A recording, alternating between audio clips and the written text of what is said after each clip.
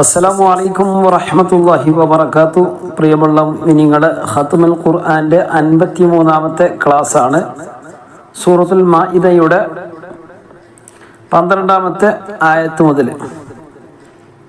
കാണുന്നവർക്ക് എന്ത് ചെയ്യാവുന്ന ഫുൾ സ്ക്രീനിലും അതുപോലെ തന്നെ ലൈക്ക് ചെയ്തുകൊണ്ടൊക്കെ ഒന്ന് കാണാൻ വേണ്ടി ശ്രമിക്കുക. അഊദു ബില്ലാഹി മിനശ് ശൈത്വാനിർ റജീം.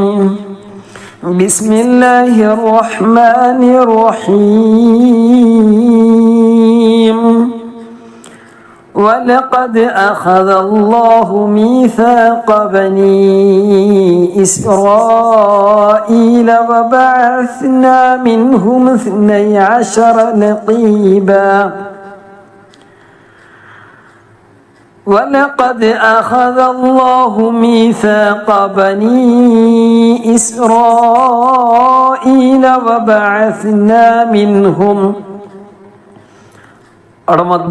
بني إسرائيل وبعثنا منهم 12 نقيبا. وبعثنا منهم 12 نقيبا. തൻവീൻ ഫത്ഹാണ്. തൻവീൻ ഫത്ത് നിർത്തുമ്പോൾ നഖീബ. വബഅസ്നാ മിൻഹും 12 നഖീബ.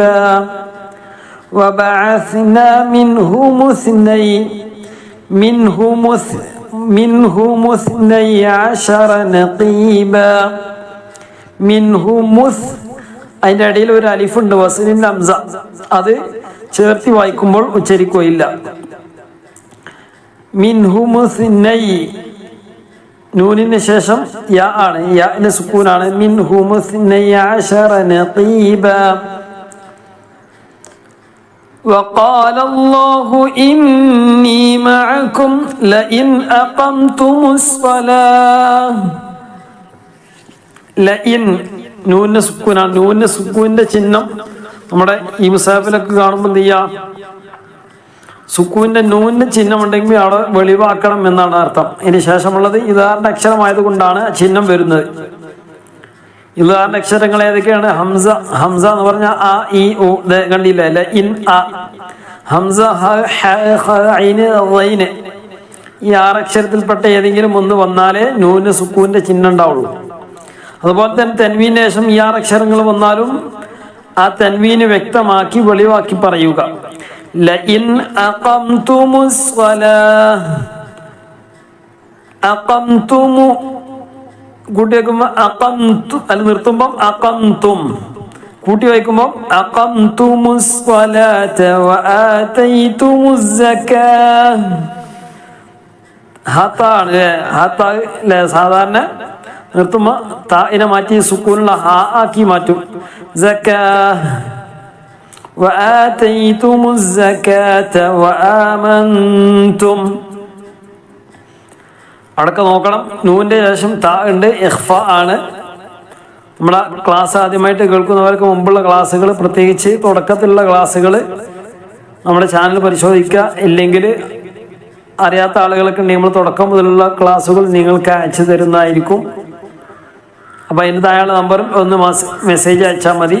അതുപോലെ തന്നെ നമ്മുടെ ഗ്രൂപ്പിൽ ക്ലാസ്സുകളൊക്കെ മിസ്സാവാതെ നിങ്ങൾക്ക് നഷ്ടപ്പെടാതെ ലഭിക്കണമെങ്കിൽ താഴെ നമ്പറിൽ മെസ്സേജ് അയക്കുക. അതുപോലെ തന്നെ വാട്സപ്പിലും ചെറിയ ക്ലാസ്സുകളുണ്ട്. അതിന് പുറമെ നമ്മുടെ യൂട്യൂബിൽ തന്നെ സ്പെഷ്യലായിട്ടുള്ള ക്ലാസ്സുകളൊക്കെ വരും. താഴെയുള്ള ജോയിൻ ഒന്ന് ക്ലിക്ക് ചെയ്താൽ മതി. താഴെ നമ്മൾ ഈ വീഡിയോ കാണുന്നതിൻ്റെ താഴെയായിട്ട് ഒരു ജോയിൻ ബട്ടൺ ഉണ്ടാവും, അവിടെ നിന്ന് ക്ലിക്ക് ചെയ്യാം. അതുപോലെ തന്നെ കുട്ടികൾക്കും സ്പെഷ്യലായിട്ടുള്ള ക്ലാസ്സുകളുണ്ട്. ചെറിയ കുട്ടികൾക്ക് 2ാം ക്ലാസ് മുതലുള്ള കുട്ടികൾക്ക് പിന്നെ സ്പെഷ്യലായിട്ട് ക്ലാസ്സുകളുണ്ട്. അപ്പോൾ താല്പര്യമുള്ളവർ താഴെയുള്ള നമ്പറിൽ ഒന്ന് മെസ്സേജ് അയച്ചാൽ മതി.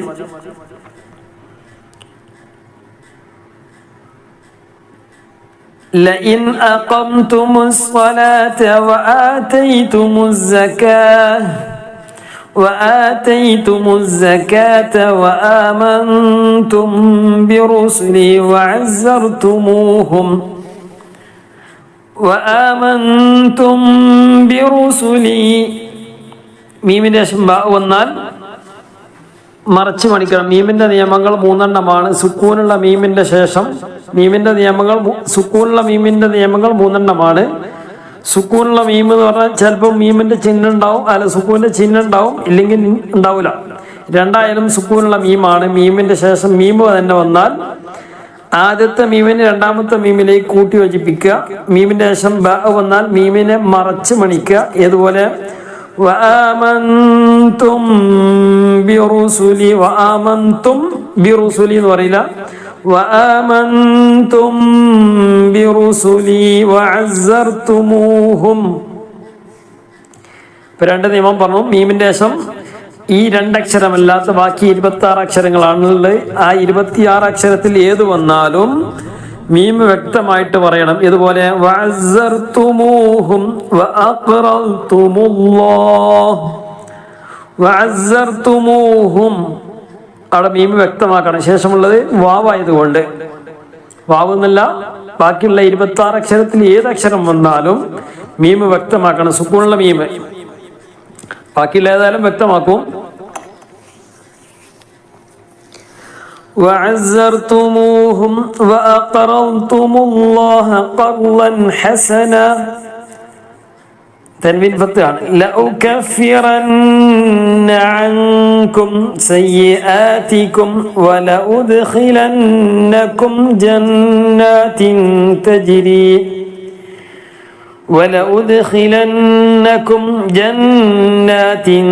تجري من تحتها الأنهار فمن كفر بعد ذلك منكم فقد ضل سواء السبيل. ذلك منكم فقد ضل سواء السبيل.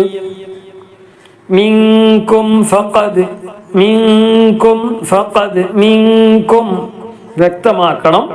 ശേഷമുള്ളത് ഫ ആണ്.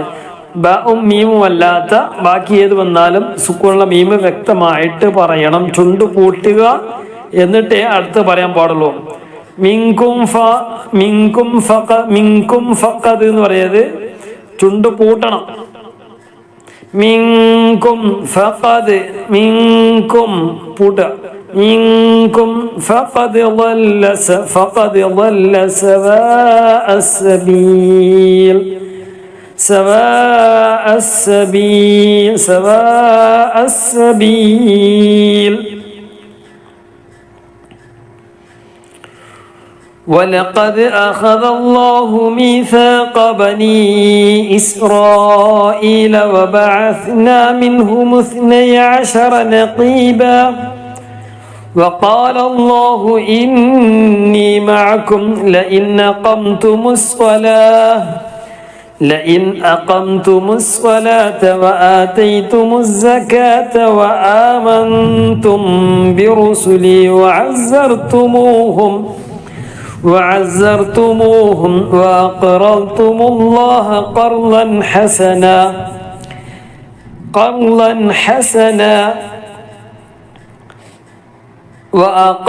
وأقرضتم الله قرضا حسنا لأكفرن عنكم سيئاتكم ولأدخلنكم جنات تجري من تحتها الأنهار فمن كفر بعد ذلك منكم فقد ضل سواء السبيل.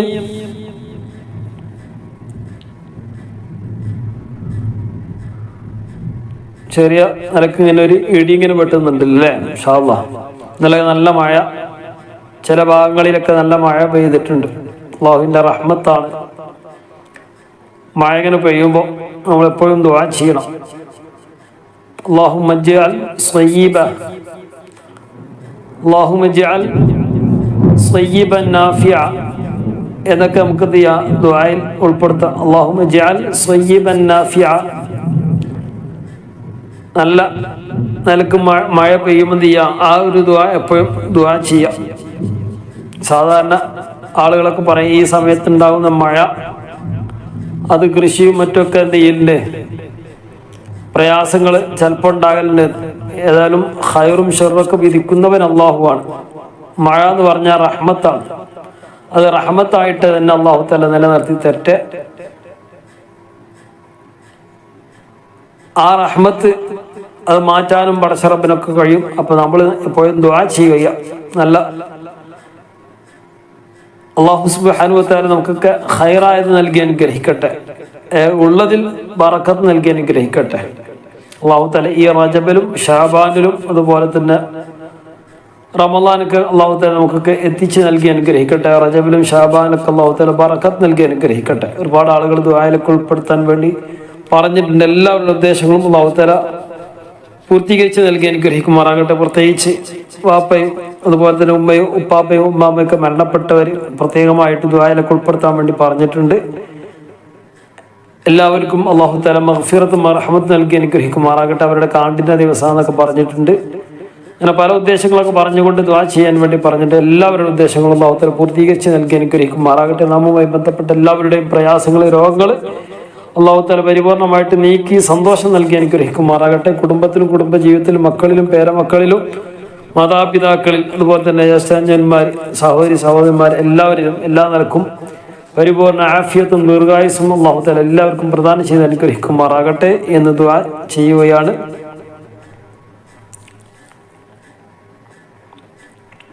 13-ാമത്തെ ആയത്ത് ഫബിമാ നഖളിഹിം മീസാഖഹും. ആദ്യത്തെ മീമിനെ രണ്ടാമത്തെ മീമിലേക്ക് കൂട്ടി യോജിപ്പിക്കുക. ഒരു മീമായിട്ട് ഉച്ചരിക്കുന്നു, ഒറ്റ മീമായിട്ട് ഉച്ചരിക്കുള്ളൂ, മറ്റേ മീമ ഉച്ചരിക്കൂല. فبما نقضهم ميثاقهم لعناهم وجعلنا قلوبهم قاسية يحرفون الكلم عن مواضعه നൗമി. നൂന് വാവ് മീമിയ. നൂനിന്റെ നിയമങ്ങൾ പെട്ടെന്ന് പറഞ്ഞു പോവാണ്. നൂനിന്റെ ശേഷം അല്ലെങ്കിൽ തൻവീന്റെ ശേഷം ബ വന്നാൽ നൂനിന്റെ സ്ഥാനത്ത് മീമാക്കി കൊടുക്കുക, അല്ലെങ്കിൽ തൻവീന്റെ സ്ഥാനത്ത് മീമാക്കി കൊടുത്ത് മീമാക്കി മറിച്ച് നൂനിൻ പറയാതെ അതിന് പകരം മീമ് പറഞ്ഞുകൊണ്ട് ഓതുക. നൂനിന്റെ ശേഷം ലാമ് റാ വന്നാൽ നേരെ കൂട്ടി യോജിപ്പിക്കുക എന്ന് പറഞ്ഞാൽ നൂന് പറയാതെ ലാമ് കട്ടി കൊടുത്തുകൊണ്ട് പറയാം. അതുപോലെ തന്നെയാണ് നൗമി. നൂന് വാവ് മീമിയ അതിൽപ്പെട്ട അക്ഷരങ്ങളാണ് വന്നതെങ്കിൽ നേരെ കൂട്ടി യോജിപ്പിക്കുക, മണിക്കുകയും ചെയ്യാം. നേരത്തെ പറഞ്ഞ് ലാമ് റാവുമാണെങ്കിൽ കൂട്ടി യോജിപ്പിച്ചാൽ മാത്രം മതി. ഇവിടെ നൗമിയാണെങ്കിൽ നൂന് വാവ് മീമിയ എന്നീ അക്ഷരങ്ങളാണെങ്കിൽ കൂട്ടി യോജിപ്പിച്ചതിന് പുറമെ മണിക്കുകയും ചെയ്യാം. ഇവിടെ ഇതുപോലെ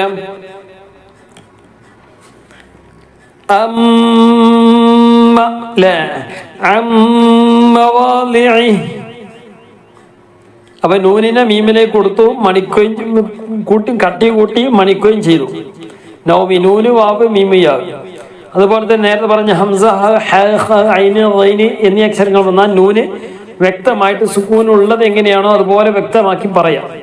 ബാക്കി ഏത് വന്നാലും മറച്ച് മണിച്ചുകൊണ്ടാണ് പറയേണ്ടത്. وَنَسُوا حَظًّا مِّمَّا ذُكِّرُوا بِهِ وَنَسُوا حَظًّا مِّمَّا ذُكِّرُوا بِهِ. രണ്ടാമത്തെ മീം മിമ്മ എന്നുള്ള ശബ്ദുള്ള മീമാണ്, അത് മണിക്കുക. ശബ്ദുള്ള മീമ് നൂന് ഒക്കെ എന്ത് ചെയ്യാൻ മണിക്കുക. അതിന് പുറമെ ഹള്ളം തൻവീന് ശേഷം മീമ വന്നു. നൗമി. നൂന് വാവ് മീമിയാവും. നേരത്തെ പറഞ്ഞു وَنَسُوا حَظًّا مِّمَّا ذُكِّرُوا بِهِ وَلَا تَزَالُ تَطَّلِعُ عَلَى خَائِنَةٍ مِّنْهُمْ إِلَّا قَلِيلًا مِّنْهُمْ. അവിടെ നിന്ന് പറയേണ്ട ആവശ്യമില്ല. അടക്ക് ഇത് കാമും ബിഗുന്നയാണ്. ഫഅഫു അൻഹും വസ്ഫഹ് എന്ന് പറയില്ല. അവിടെ ഇടയിൽ ഒരു അലിഫുണ്ട്, ഹംസയുണ്ട്. ആ ഹംസ ഉച്ചരിക്കൂല്ല, വസലിന്റെ ഹംസയാണ്. ശേഷമുള്ള ഐന ഉച്ചരിക്കും. ഫഅഫു അൻഹും വസ്ഫഹ് ഇന്നല്ലാഹ യുഹിബ്ബുൽ മുഹ്സിനീൻ. فبما نقضهم ميثاقهم لعناهم وجعلنا قلوبهم قاسية يحرفون الكلم عن مواضعه ونسوا حظا مما ذكروا به ولا تزال تطلع على خائنة منهم إلا قليلا منهم فاعف عنهم واصفح إن الله يحب المحسنين ومن الذين قالوا إنا نصارى أخذنا ميثاقهم فنسوا حظا مما ذكروا به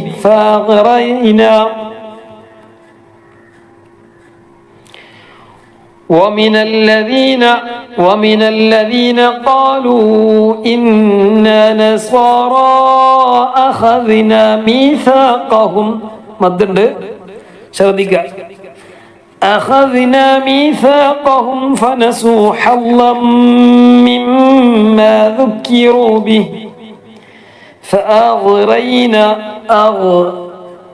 ഹൽക്കിന്റെ തൊണ്ടയുടെ കഴുത്തിന്റെ മേലേ ഭാഗത്ത് നിന്ന് വായിൽ വെള്ളം കുപ്പിളിക്കുമ്പോൾ വെള്ളം എവിടെ നിന്നാണ് ശബ്ദം വരിക അവിടുന്ന് فأغرينا بينهم العداوة والبغضاء إلى يوم القيامة وسوف ينبئهم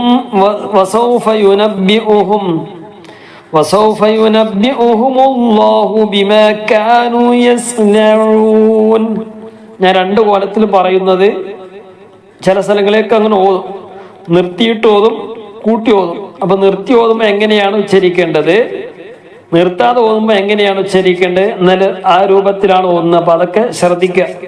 ഇപ്പൊ വസൗഫ യുനബ്ബിഉഹും അവിടെ നിർത്തി മീമിന് സുക്കൂന് കൊടുക്കണം. നമ്മൾ എവിടെ നിർത്തുമ്പോഴും അവസാനത്തെ അക്ഷരത്തിന് സുക്കൂൻ കൊടുക്കണം. തൻവീൻ ഫത്ഹ അല്ലെങ്കിൽ നീട്ടാനുള്ള സ്ഥലമോ ആണെങ്കിൽ അവിടെ നീട്ടുക. ബാക്കിയുള്ള ഇതൊക്കെ എന്ത് ചെയ്യാം, പിന്നെ സുക്കൂനാണ് കൊടുക്കേണ്ടത്. യസ്നഊൻ നൂന് സുക്കൂൻ കൊടുത്തു. വസൗഫ യുനബ്ബിഉഹുമുല്ലാഹു ബിമാ കാനൂ അവിടെ എങ്ങനെ നീട്ടാനുള്ള സ്ഥലമാണ്. കാനൂ നീട്ടാനുള്ള സ്ഥലത്ത് അങ്ങനെ നീട്ടുക. തൻവീൻ ഫത്ത് ആണെങ്കിലും ഇപ്പൊ നേരത്തെ പറഞ്ഞല്ലോ ഫനസൂ ഹല്ലൻ എന്നാണുള്ളത്. ഹല്ലോ എന്ന് പറഞ്ഞിട്ടാണ് നിർത്തേണ്ടത്. ബാക്കിയുള്ള സ്ഥലത്തൊക്കെ അവസാനത്തെ അക്ഷരത്തിന് സുഖം കൊടുക്കുക. ഇവിടെ കണ്ടില്ലേ ഇലാ യൗമിൽ ഖിയാമ താ മാറ്റി ഹ ആക്കി സുകൂനുള്ള ഹ ആക്കി മാറ്റി. ومن الذين قالوا മതി. നിർത്തുകയാണെങ്കിൽ അത്ര മതി. നിർത്തുന്നില്ല എങ്കിൽ ആ മദ് കൂടുതലായിട്ട് നീട്ടുള്ളൂ. പിന്നെ നമ്മുടെ ക്ലാസ് ഖത്മുൽ ഖുർആന്റെ ക്ലാസ് ആണ്. ഏറ്റവും ചുരുങ്ങിയത് 3 പ്രാവശ്യമെങ്കിലും ഖത്മ് തീരുന്ന രൂപത്തിലുള്ള ക്ലാസ്സുകളാണ്. ഏതെങ്കിലും ആയത്തുകളൊക്കെ വിട്ടുപോകുന്നുണ്ടെങ്കിൽ 3 പ്രാവശ്യമെങ്കിലും ചുരുങ്ങിയത് റിപ്പീറ്റ് ചെയ്യണം. ഞാൻ ഏതായാലും റിപ്പീറ്റ് ചെയ്യും. അതിൻ്റെ ഇടയ്ക്ക് ഏതെങ്കിലുമൊക്കെ വിട്ടുപോവുകയാണെങ്കിൽ നിങ്ങൾ സ്വന്തമായിട്ട് റിപ്പീറ്റ് ചെയ്യണം. നമുക്ക് 3 പ്രാവശ്യം ഖത്മ് തീർക്കണം ഇൻഷാ അല്ലാഹ്.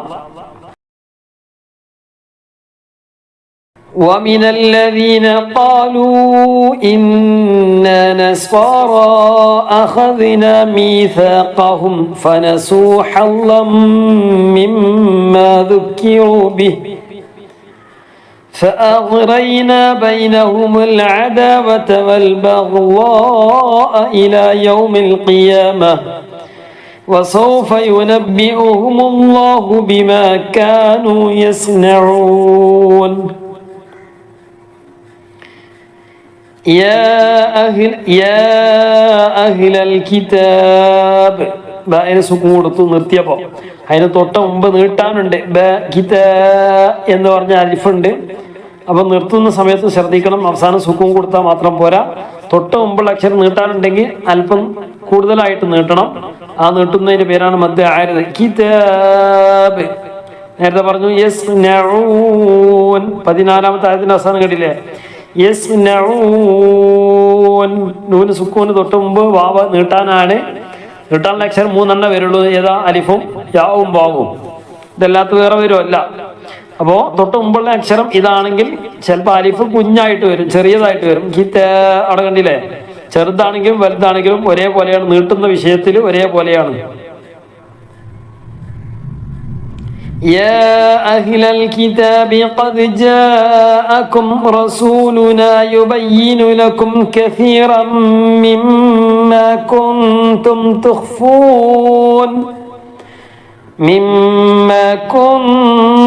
تخفون من الكتاب ويعفو عن كثير. റാഇന് സുക്കൂന് മുമ്പക്ക് യാ ആണ്, നീട്ടാനുള്ള യാ ആണ്. അപ്പൊ എന്താണ്? നിർത്തുമ്പം മദ് ആരിൽ വരുന്നതാണ് കസീർ. പക്ഷെ അതിന് മുമ്പ് കസർ ആയതുകൊണ്ട് റാഇന്റെ വിഷയം റാ ആയതുകൊണ്ട് റാഇന് തർത്തീഖും ചെയ്യണം. കസീർ എന്നല്ല കസീർ, കസീർ എന്നല്ല കസീർ. قد جاءكم من الله نور وكتاب مبين. يا أهل الكتاب قد جاءكم رسولنا يبين لكم كثيرا إدغام بغنيانه كثيرا مما كنتم يبين لكم كثيرا مما كنتم تخفون من الكتاب ويعفو عن كثير ويعفو عن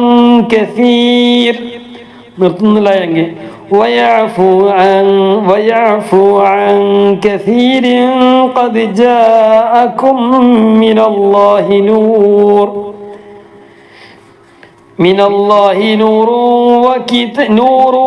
وكتاب مبين.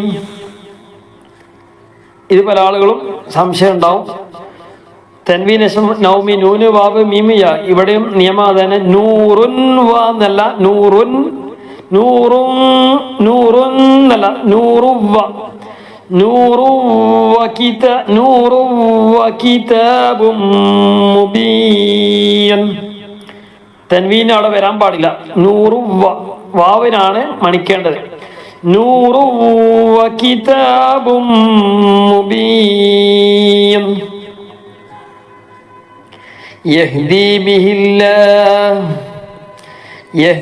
به الله من اتبع رضوانه سبل السلام ويخرجهم റാഇന് കസർ വന്ന തർക്കീക്ക് ചെയ്യണം. എന്ന് പറയുന്നത് ويخرجهم من الظلمات إلى النور بإذنه ويهديهم إلى صراط مستقيم. يهدي به الله من اتبع رضوانه سبل السلام ويخرجهم من الظلمات إلى النور بإذنه ويهديهم إلى صراط مستقيم. 17-ാമത്തെ ആയത്ത്. لقد كفر الذين قالوا إن الله هو المسيح ابن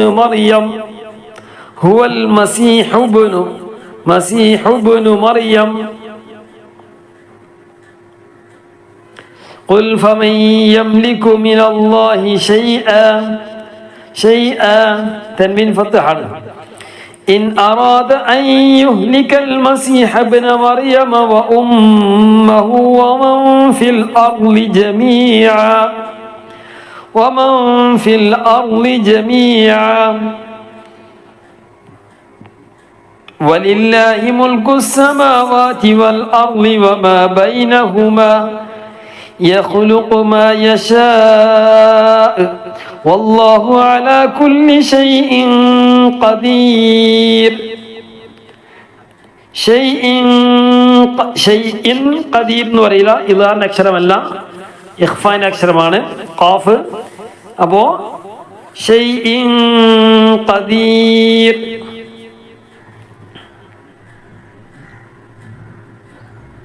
لقد كفر الذين قالوا إن الله هو المسيح ابن مريم قل فمن يملك من الله شيئا إن أراد أن يهلك المسيح ابن مريم وأمه ومن في الأرض جميعا ولله ملك السماوات والأرض وما بينهما يخلق ما يشاء والله على كل شيء قدير وقالت اليهود والنصارى نحن أبناء الله وأحباؤه قل فلم يعذبكم بذنوبكم إخفاء മീമിന്റെ നിയമമാണ്. നിർത്തിയപ്പോൾ ബിദുനൂബിക്കും നിർത്തുന്നില്ല എങ്കിൽ ബിദുനൂബിക്കും ബൽ അൻതും ബശറും മിമ്മൻ ഖലഖ്. ഇവിടൊക്കെ മീമിന്റെ നിയമം ഇഖ്ഫ ആണ് അല്ലേ? സുക്കൂനുള്ള മീമിന്റെ ശേഷം ബ ഓന്നു അല്ലേ? അൻതും അവിടെ ഇഖ്ഫ ആണ്. അൻതും ബശർ അവിടെയും ഇഖ്ഫ ആണ്. ഈ ബഷറും അവിടെ തെൻവീന്റെ ശേഷം വന്ന അക്ഷരം ഏതാണ് നോക്കേണ്ടത്. തെൻവീന്റെ ശേഷം വന്ന അക്ഷരം ഏതാ? മീമാണ്. ഇത് നൗമി മിമ്മൻ ഖലഖ്. അവിടെ നൂന്റെ ശേഷം ഖാ വന്നു, ഇദ്ഹാർ ചെയ്യണം. മിമ്മൻ ഖലഖ് ബൽ അൻതും ബശറും മിമ്മൻ ഖലഖ് يغفر لمن يشاء ويعذب من يشاء ولله ملك السماوات والأرض وما بينهما وإليه المصير وقالت اليهود والنصارى نحن أبناء الله وأحباؤه قل فلم يعذبكم بذنوبكم بل أنتم بشر ممن خلق يغفر لمن يشاء ويعذب من يشاء ولله ملك السماوات والأرض وما بينهما وإليه المصير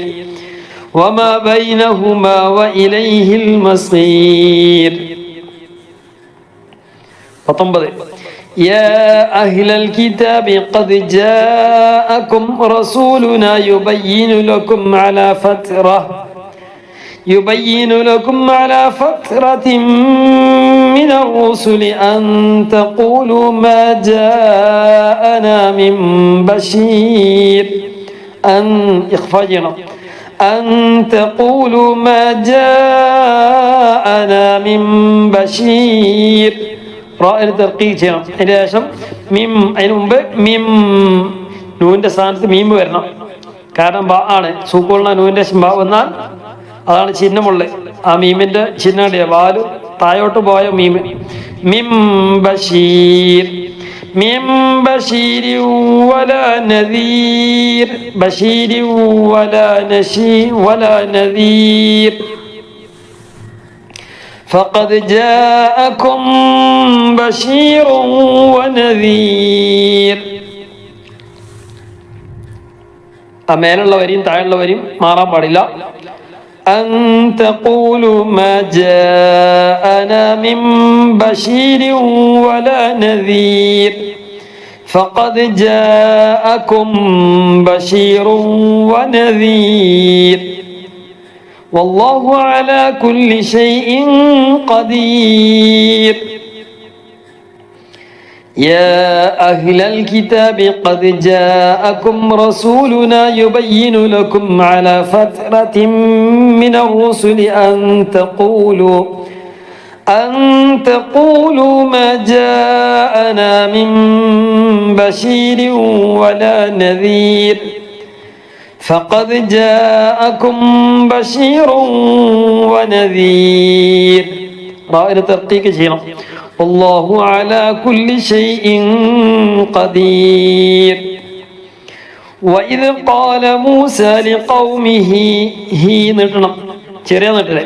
ലിഖൗമിഹി യാ ഖൗമി ഇദ്കുറു, യാ ഖൗമി ഇദ്കുറു, യാ ഖൗമി മിദ് വസ്ലിന്റെ ഹംസ ഉച്ചരിക്കൂല. യാ ഖൗമി ഇദ്കുറു നിഅമതല്ലാഹി അലൈക്കും ഇദ് ജഅല ഫീകും അംബിയാ. ഇത് അവിടെ പിന്നെ നൂന്റെ സ്ഥാനത്ത് മീമാക്കി കൊടുക്കാം. ഇഖ്ലാബ് അല്ലേ, നൂനിന്റെ സ്ഥാനത്ത് മീമാക്കി കൊടുക്കാൻ നിയമം എന്താണ്? ഇഖ്ലാബ്.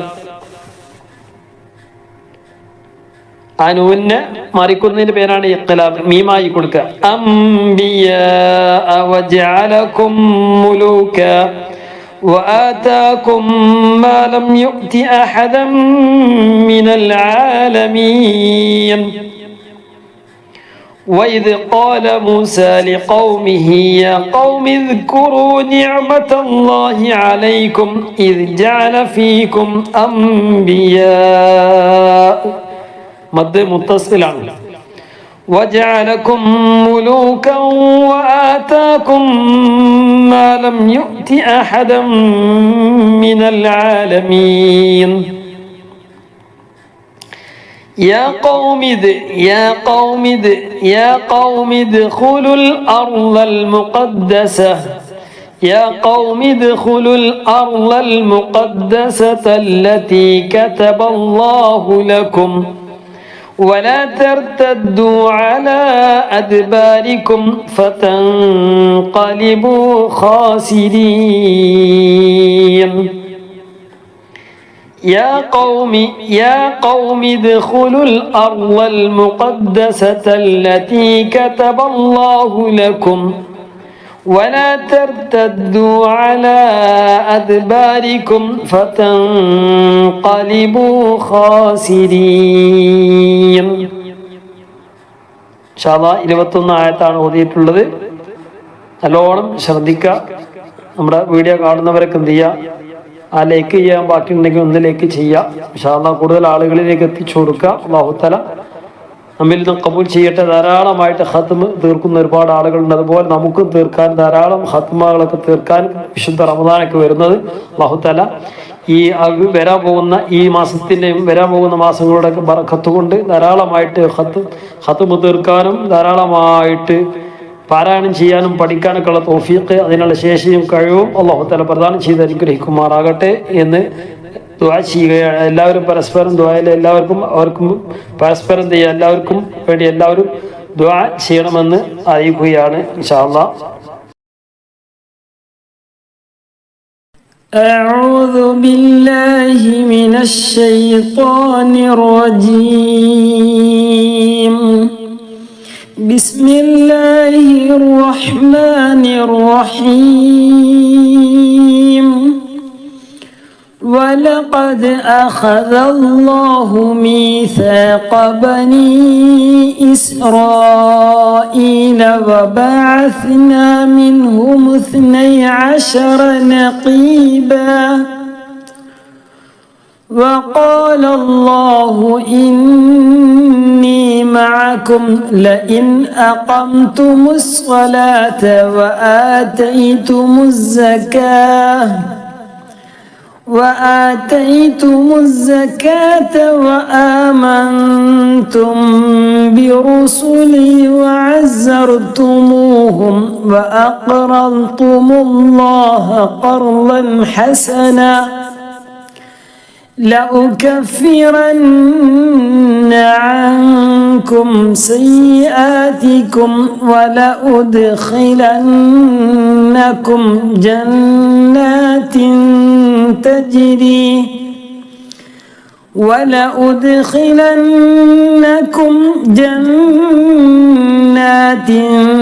تجري من تحتها الأنهار فمن كفر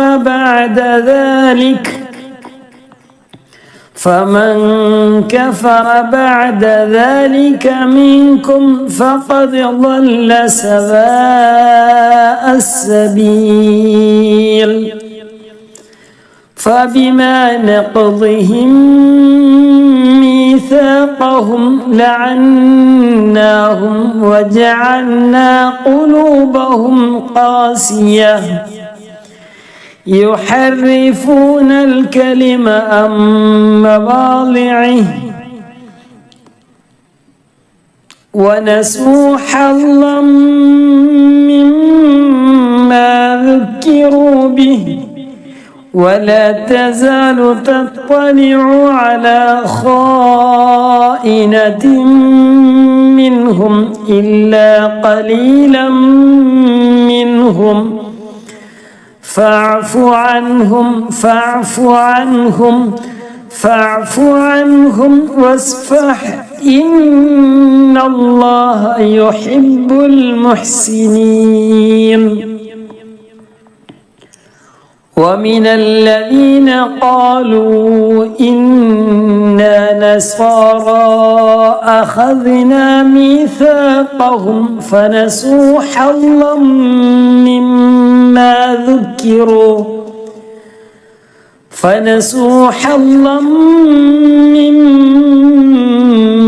ذكروا به فأغرينا بينهم العداوة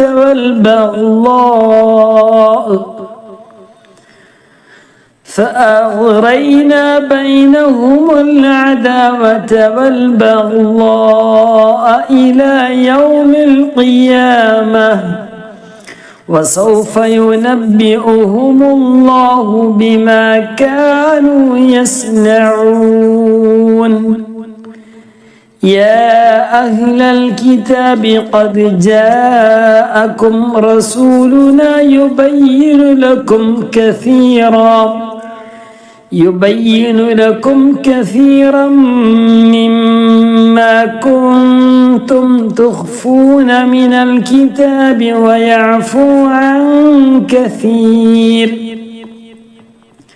قد جاءكم من الله نور وكتاب مبين يهدي به الله من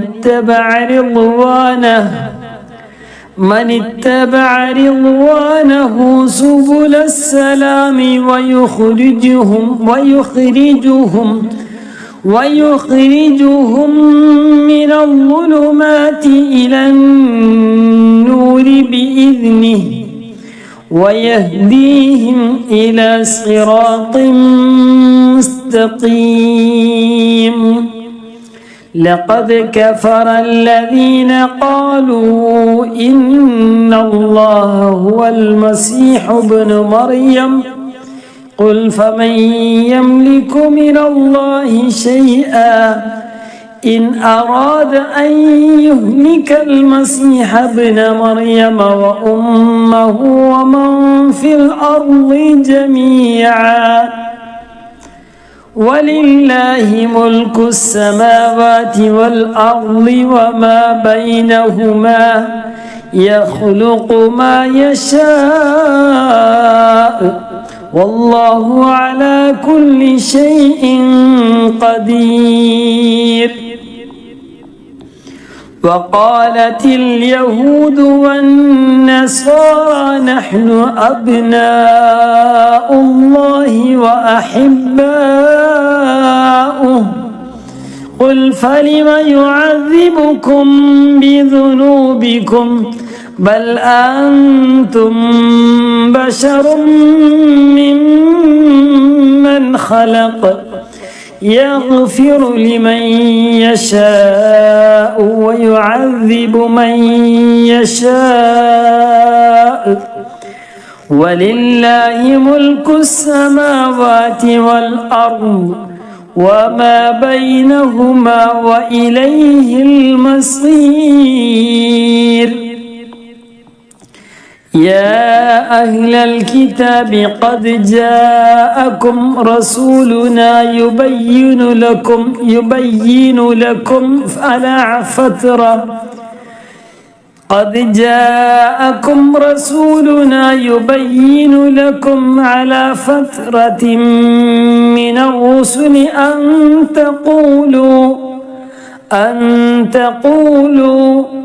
أن تقولوا ما جاءنا من بشير ولا نذير فقد جاءكم بشير ونذير والله على كل شيء قدير. وإذ قال موسى لقومه يا قوم اذكروا نعمة الله عليكم إذ جعل فيكم أنبياء وجعلكم ملوكا وآتاكم ما لم يؤت أحدا من العالمين. يا قوم ادخلوا الأرض المقدسة التي كتب الله لكم ولا ترتدوا على أدباركم فتنقلبوا خاسرين. صدق الله العلي العظيم. ربنا تقبل منا إنك أنت السميع العليم وتب علينا إنك أنت التواب الرحيم. آمين برحمتك يا أرحم الراحمين.